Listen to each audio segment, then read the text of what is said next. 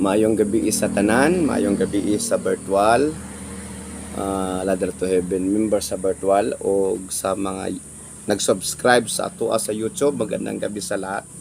Good evening everyone sa mga followers natin sa Facebook page sa Ladder to Heaven TV. Isang mapagpalang gabi sa lahat. Kitang tanan, ako anak sa Diyos. Louder, ako anak sa Diyos. Ang akong kinabuhi iya lamang ni Kristo. Si Kristo alang kanako. Walay labot ang yawa nako. Okay. I will not die. I will live and declares the works of the Lord. I am blessed. I am anointed. Highly favored. Healthy and strong. Yung panghuli, Lord Jesus Christ, bless me indeed and enlarge my territory. Enlarge my property and enlarge my business. Amen? So, yung mga deklarasyon natin, huwag niyong kalimutan, lagyan natin sa ating puso't isipan. So, natalakay natin kanina yung binabasa ni Brother Jeffrey na nakasulat sa Mateo chapter 4 verse 8 to 10. Patungkol ito sa offer ng Diablo kay Jesus Christ na sinasabi niya, I will give you the splendors and the beauty of the kingdom of the world only if you bow to me and worship me. And the Lord Jesus Christ says, get off from me, Satan. Palayo ka sa ako, Satanas. Ang kasulatan nag-ingon, simbaha ang Ginoo nga imong Dios ug siya lamang ang alagaran. Okay. So talakayin natin yung sinasabi kanina na not every blessing comes from the Lord. Okay. Lahat magsabi, not every blessing comes from the Lord. So na ang ibig sabihin pala nito ay may dalawa pong pinagmula ng pagpapala. May dalawang pinagmulan at hindi lahat ng pagpapalang natanggap natin o hindi lahat ng opportunity o pagpapala ay sabihin natin ito'y galing sa Panginoon sapagkat mayroon naman po palang galing sa ibang espiritu, galing sa Diablo. Kaya may dalawang source of blessing. Pero dapat natin tatandaan, ano ba itong blessing? Kasi pag sinasabing blessing, hindi lang po naangkop sa pera. Pagka sinasabing blessing, lahat po ay pangkalahatan. Po pwedeng property, po pwedeng pera, po pwedeng trabaho. Ang tawag po dyan ay blessing. Kasi yung opportunity is blessing yon. Anything na magkakaroon ng benefit sa'yo, ang tawag blessing. Pero hindi lahat ng nagbibigay benefit sa atin ay nanggagaling sa Panginoon. So kaya dapat nating tatandaan at dapat nating alam. We must know na ito pang pagpapalang ito ay saan ba galing ito? At papaano ko ba malalaman? Papaano ko ba how would I know na ito palang pagpapalang ito ay hindi pala sa Panginoon? Sige, ha? Yung una sa Panginoon. Paano ko ba malalaman ng pagpapalang ito ay sa Panginoon? Okay. Number 1, imuhan ng gihaguan. You work for it. You labored for it. Kasi sinasabi ng Panginoon, mabuhi ta pinaagi sa tong paghago. Tanan na tong paghago, kana siya, gikan na sa Ginoo. Kay tawag na fruit of your labor. tanan-tanan basta imong gihaguan pagka ikay nagpapakahirap, nagtrabaho ka, ibig sabihin yung pagpapalang yan galing sa Panginoon. Naintindihan natin? Okay. Lahat ng pinaghihirapan mong makamit, lahat ng pinaghihirapan mo, ang tawag dyan, reward. Ha? Kasi ang ibig sabihin, pagka sa Panginoon nang galing, ang tawag dyan, reward, that is the fruit of your labor. The fruit of your prayer, because prayer is labor. Laborious itong prayer. Yung panalangin ay napakahirap po. Kapoy mag-ampo, di ba? Katulogon good mo mag-ampo. Katulogon ba mo mag-ampo? Kamo nga naa sa YouTube, di ba? Katulugon ta mag-ampo, pero dili ta katulugon sa TV, dili ta katulugon sa cellphone. Pero katulugon ta mag-ampo, so laborious. Anything na pinaghihirapan natin ay galing yan sa Panginoon. Kung ano man yung trabaho mong yan, na, number 1, pinaghihirapan mo, that is the sign, number 1.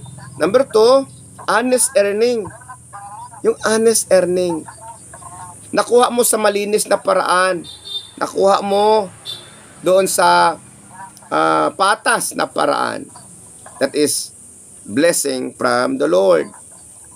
Then, lastly, hindi nagiging sanhi. Hindi nagiging sanhi na ikaw ay mapalayo sa Panginoon.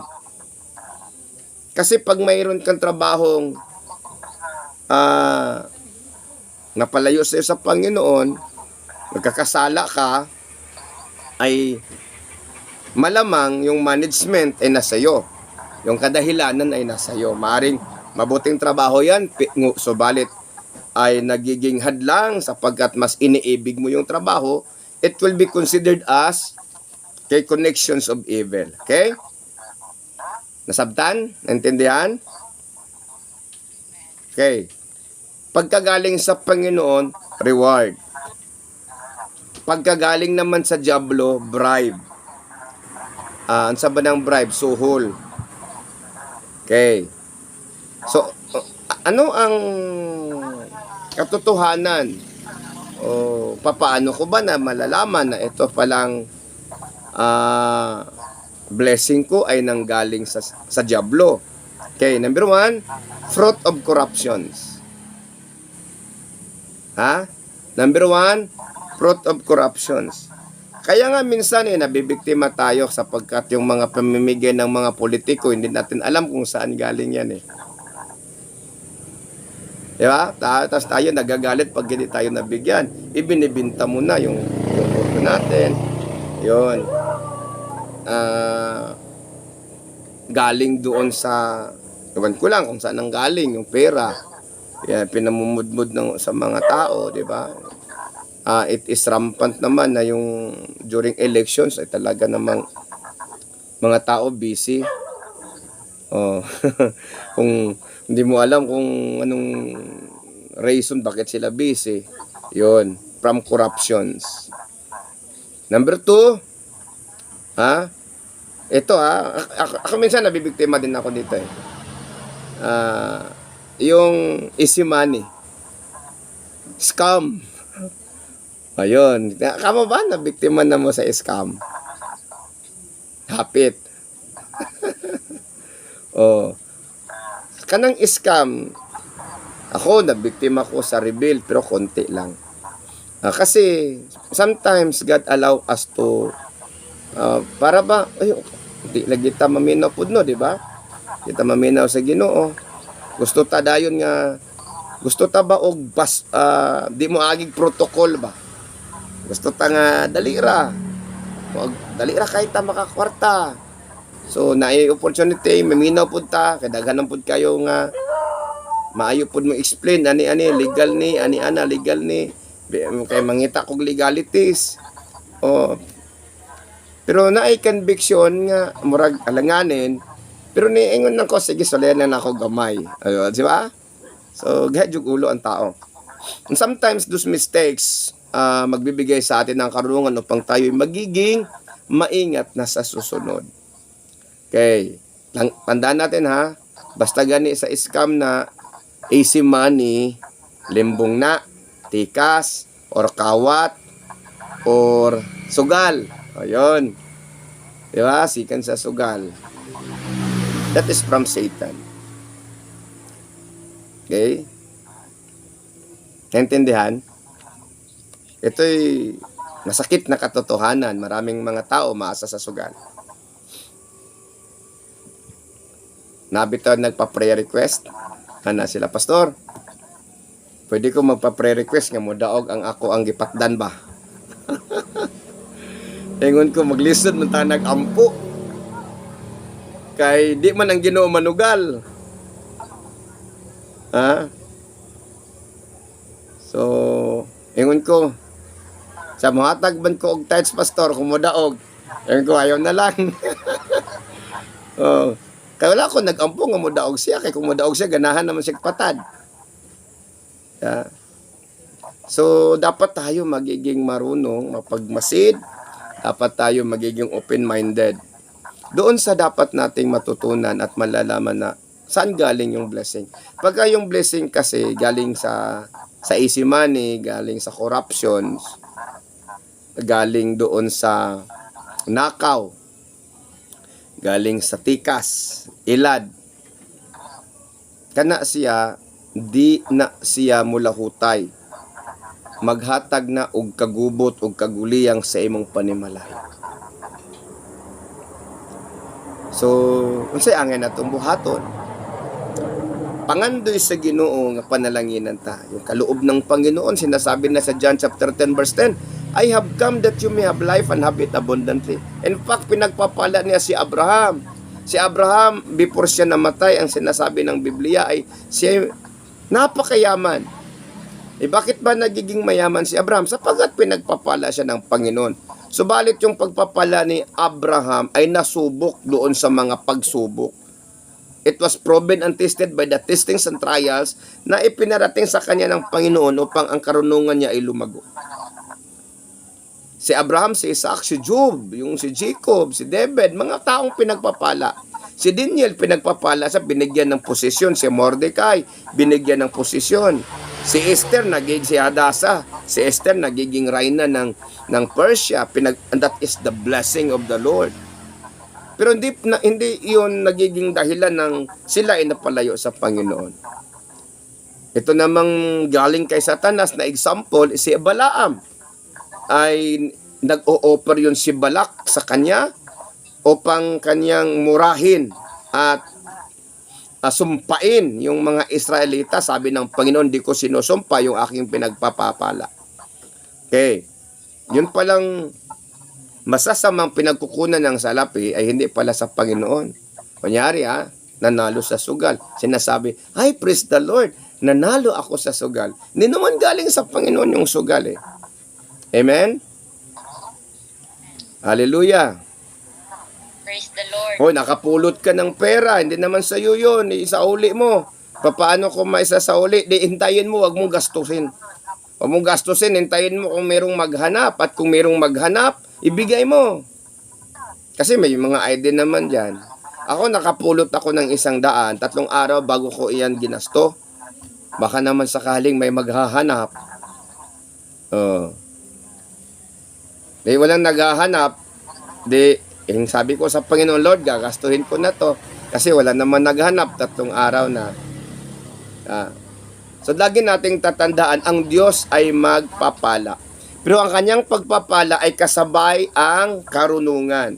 Kasabay ang kabanalan. Kasabay ang katuwiran.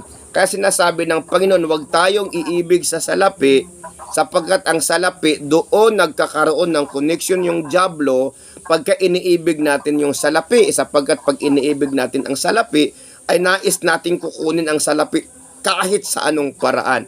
By hook o by crook. Kaya yung iba nagbibusiness ng illegal eh. Kasi nais nilang yumaman sa isang iglap.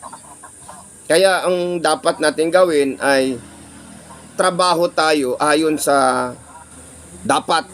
Okay? Yan ay yung sa katuwiran. No? Honest earnings. Hindi tayo tatanggap ng mga padanglog o bribery. Okay? Nasabtan? Amen. Okay.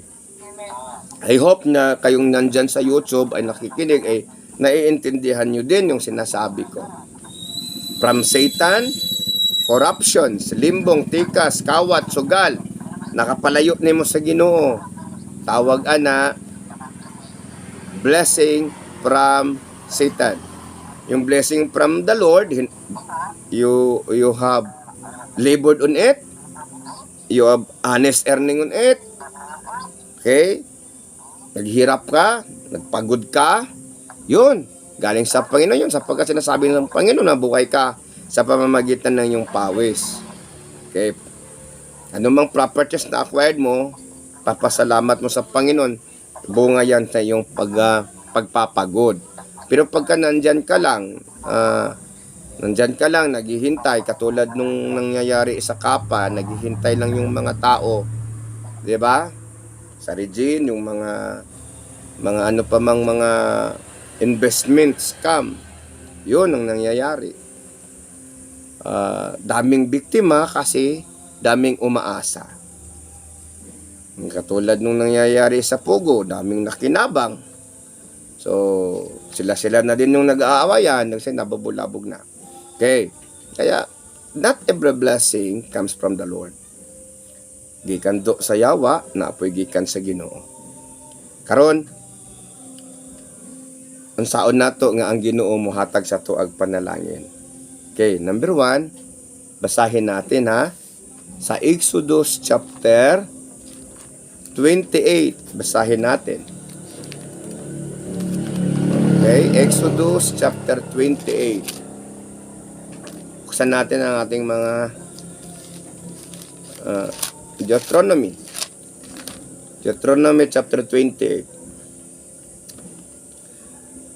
Kung tahuron ninyo ang Ginoo, verse 1 o verse 2. Kung tahuron ninyo ang Ginoo nga inyong Dios, ug tumanon ang tanan niyang mga sugo nga gihatag kaninyo niining adlaw, himuon kamo niyang labaw sa tanang kanasuran sa tibok kalibutan. Kung tahuron ninyo siya, maangkon ninyo ang tanang panalangin. So, ang pagtahod sa Ginoo, yung reverence to God, ay nagmumula yan sa puso, sa ating pagkatao. Di sa bibig, sa puso. Kung tahuron nato ang Ginoo, pwede man tamiyon, Lord, praise the Lord, hallelujah, pero atong kinaiyang, atong kinabuhi, sukwahi dito sa atong ginasulti. Okay? So, sing sikreto sa panalangin sa Ginoo, ato siyang tahuron. Amen. Kung tahuron nato siya, kung unsa iyang gisugo sa tuwa, ato siyang sundon. Muna naghatag siya pamaagi, unsaon nga madisiplina nato ang kaugalingon, nga dili ta mahigugma sa salapi, munang ang Ginoong Dios nagbutang siya og law of prosperity, law of tithing, yung utos ng ikapo at handog. Kasi that is how we discipline ourselves, na hindi tayo magiging mapaibig doon sa pera, hindi tayo mapaibig doon sa properties, hindi tayo mapaibig doon sa sanlibutan, sa mga pagpapalang na ating nakikita at natatanggap. Kaya masusukat yung pag-ibig natin sa Panginoon, sa salapi o doon sa Panginoon ba tayo umiibig sa pamamagitan ng ating ikapo at handog, kung tayo po ba ay faithful na nagbibigay sa ating ikapo at handog sa Panginoon, kasi sa Kanya yan, isasauli lang natin sa Kanya. Kaya sinasabi, bring, hindi yun give, bring your tithes and offering. Okay. Yan sinasabi sa Deuteronomy, na ang pagpapala ng Panginoon ay nakasalalay sa ating pagsunod. Doon po din nakasulat sa Isaiah 1:19. Anong nakasulat sa Isaiah 1:19? If you are willing and obedient, you will eat the best from the land. Willing to submit the will of God and be obedient to His principles. Sa kanyang pamamaraan, ang sinasabi ng Panginoon, you will eat the best from the land. Kasi, plano ng Panginoon niya na pagpalain tayo. Kaya nga ginagawa ng Panginoon ang lahat ng bagay bago niya ginawa yung tao. Okay? Hindi niya inuna yung tao. Inuna niya yung lahat ng pangangailangan ng tao. Upang sa paggawa niya sa tao, yung tao wala ng pangangailangan pa.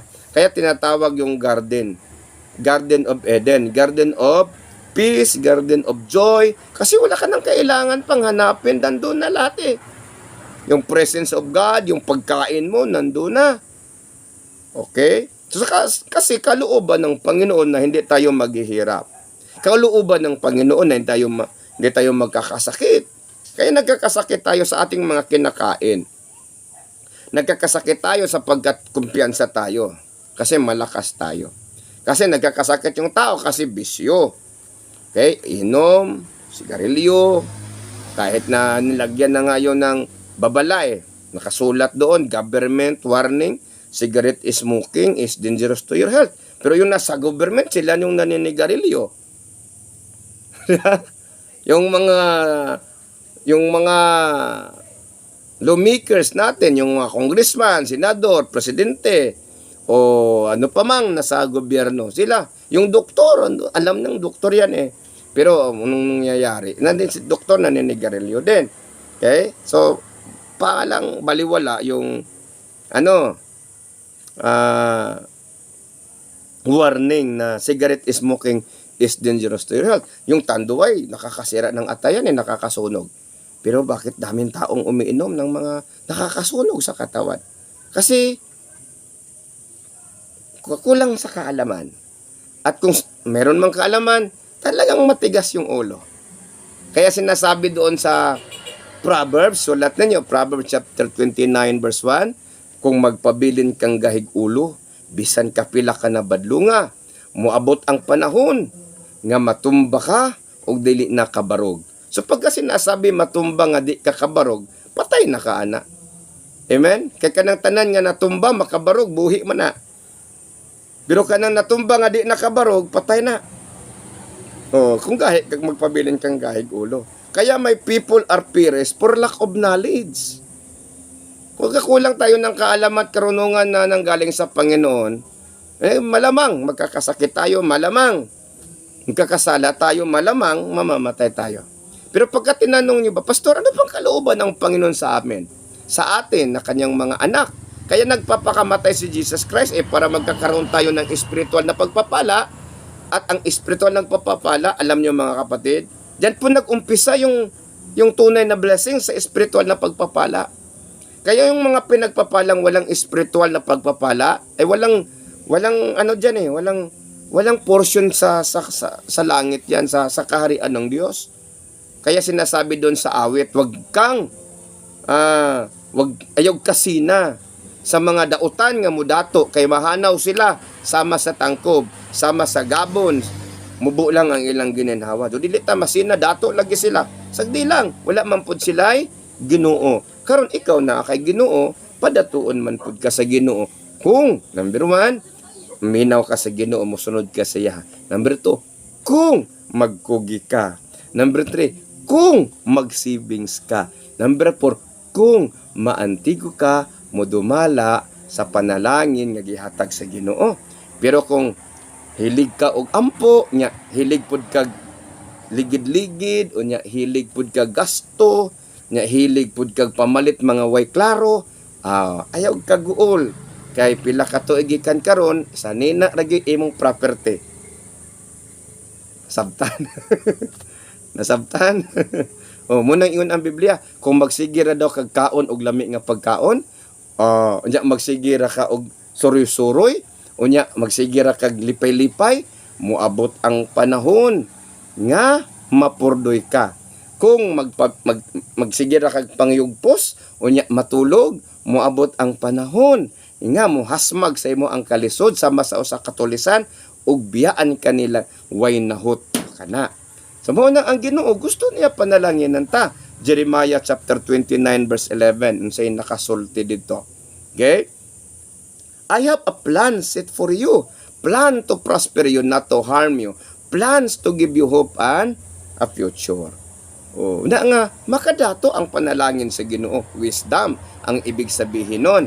Dili mo labaw ang kakugi. So kung kugihan ka plus na kay wisdom sa Ginoo plus okay, paboran pa jud ka sa Ginoo, di dali ra ta mo uswag. Amen? Kana gikan sa Ginoo.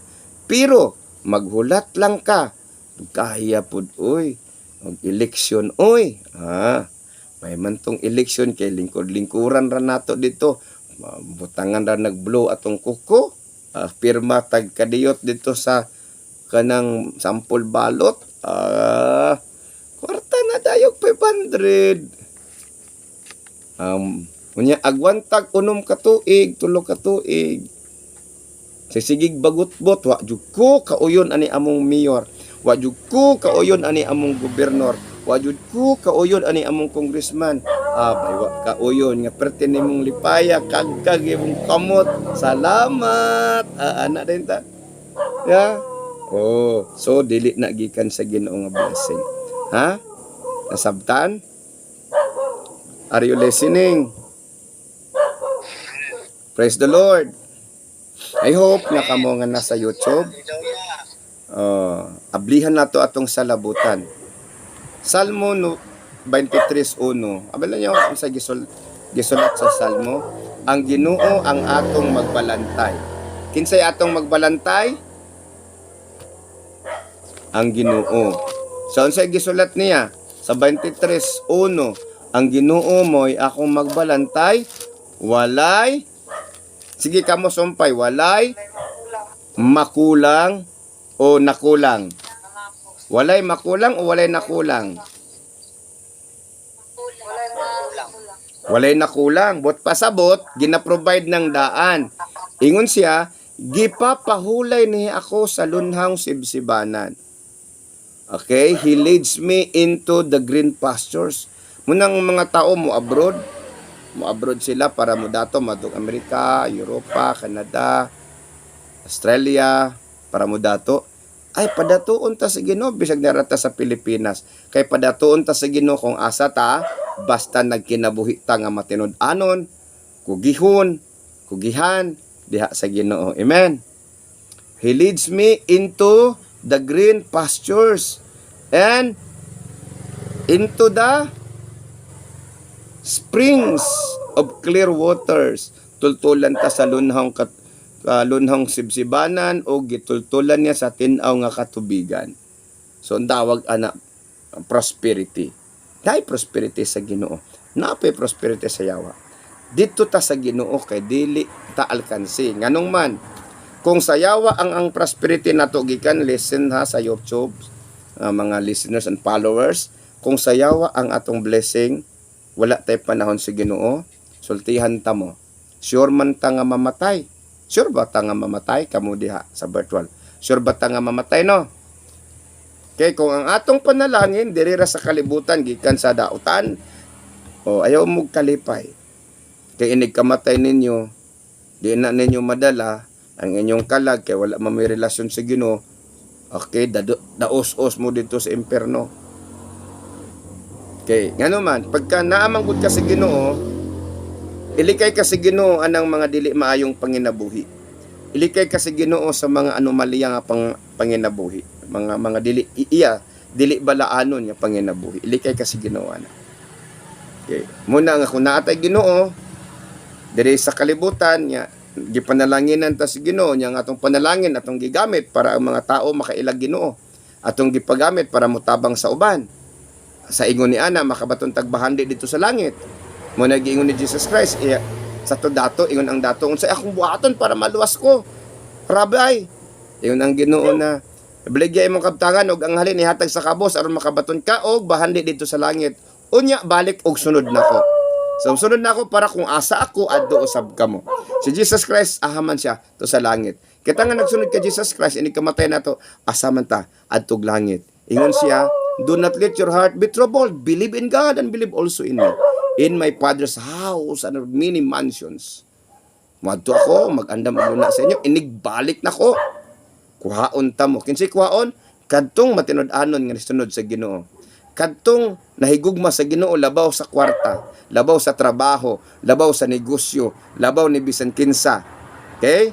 Kaya ingon ang Biblia, if you love me, If you love the world, if you love your business, if you love your wife, if you love your husband, if you love your parents more than me, you are not worthy of me.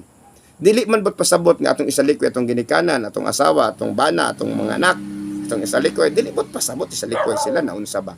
Ang bot ipasabot sa Ginoo nga dili nato sila himuong babag nga dili ta makapangalagad sa Ginoo. Unahon nato ang Ginoo na ingon siya, love me with all your heart. Okay? Love the Lord with all your heart, with all your mind, with your soul. Then second, love your wife, love your husband. Then love your children, then love your works. Di unahang works. Iiwit si God. Di unahon ang works, iiwit si God. Tunga-tunga si family. Da, unahon na tong Ginoo, pamilya din, trabaho. Okay? Nasabtan? Hallelujah. I hope you learn something. Amen. Learn something. Lord, I offer you my life. Pinagpapala mo ako, and I will use this blessing to become a blessing to others. That is the purpose and the missions of your blessing. Upang ikaw ay pagpalain, upang ikaw ay pagpalain, upang ikaw ay magiging pagpapala sa iba. So ayaw lang nagsiguro, mahimo gani mong dalo, sultihan ta mo. Ang kadalo, samara sa pagsimbag Dios. Kaya ang salapi imo mang gihigugma. Kaya kanang imong gihigugma, dili man na nimo i-share sa lain. Amen? Hallelujah. Yan, nakay asawa, mo dang i-share sa lain. Ako, mangyatagon kay ko, yatag na ko ni akong asawa. Kamo, masi gusto mo mutila sa akong asawa. No, klaro. Di ba? So, dili pwede na. Because you love that person. Di po pwede panghatag. Muna ang Ginoong Dios, dili siya gusto inana. Nga, kana bang you cannot serve to masters. Ginoo ug ang salapi. Nakasabot? Hallelujah. So, unsa ang natong buhaton? Honor the Lord. Nga kugi, tigom, unya, wise investment. Muuswag taana. Ayaw nang sugal. Ayaw mo pag kita dili naman ta manugal kay mga anak na ta sa Ginoo. Pero those who are listening to us, kung nanugal pa mo, isip-isip na mo. Mahimong sakit man ni siya nga sulti sa inyo ha. Nga nung magbuot ko nga di man ninyo akong kwarta man na, di man na akong kwarta. Pero try to kwenta sa imuhang gi patad ug sa imong nadag-an. Di ba daghan ang pildi kaysa daog? Amen? Kana bitong mga sabongero, mas na-inlove paguna sila sa manok kaysa ilahang asawa. Sige, ang manok buntag sayo, kaysa na, di bugbog, nya hapoy-hapoyon ang manok, di ba? Hapoy-hapoyon. Munang moingon ang asawa, sana manok na lang ako. Roslyn, no? Tone. Nang lesson to the word of the Lord. Yun sa giingon ni Jesus Christ sa kay Satanas. Ang Diyos lamang ang simbaha o siya lang ang alagari. Kung nakita ang atong simbahon ang Ginoo o ang Diyos, ingon siya, ask anything in my name and it shall be given unto you. Ask anything. Kung sa may unahon natog pangayo, wisdom. Before anything nga mangayo ka og bisag unsa sa Ginoo, unahang pangayo ang wisdom. Kay para inigabot sa sunod nga mga panalangin nga imong gipangayo, maplastar nimo. Yung pangayo dayog kwarta, yung pangayo properties. Baligya ra magyapon na nimo pagkahuman. Ngahi kag kaalam, Lord. Di ba? Because the wisdom comes from the Lord, the blessing comes from the Lord, make you rich. Ha? Ayaw pangayog dakong balay, di ka kabalo manghinloan ang imong gamayng balay, dako na no uluron ka na. Ya? Kanang tama ra nimo makayag hinlo. Gustog mansyon, no? Da? Puy, nagjatot yung mga kwarto, gamay ra kay upat ra mo kabuk nga kag mansyon. Di yatag sa Ginoo kay puy am nagjatot. Kaya ba kag jatot dong? Ang sinugdanan sa ato ang kauswagan, unang-una, naggikan sa huna-huna, be renewed by the renewing of your mind. I am blessed, I am anointed, highly favored, healthy, and strong. I am rich, I am not poor. I am healed, I have no sickness. I will not die, I will live and declares the works of the Lord. Okay? Palakpakan na tatong Ginoo. Let us pray. At kung kayo pinagpapala kayo na sa YouTube, pinagpapala kayo ng channel na ito, you can share this message, like, share this message, and pinpoint the notification button. Kindly share to others and studied also this teaching. It will be benefited to your souls. Your souls will be benefited on it. O kamo nga nasa virtual, okay, just close your eyes. Father God, I pray. Salamat Ginoong Dios nga kami imong gipasabot nga dili ta ng panalangin gikan kanimo.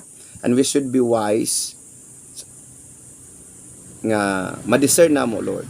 Kini ba nga panalangin, kini ba nga opportunity gikan kanimo. I declare that, O God, your wisdom and understanding be upon these people. Especially those of watching us, subscribes us in YouTube via this social media platform, Ladder to Heaven TV. Lord God, I release your blessing upon them. In Jesus Christ's mighty name, bless them as I bless them, Lord. Amen and amen.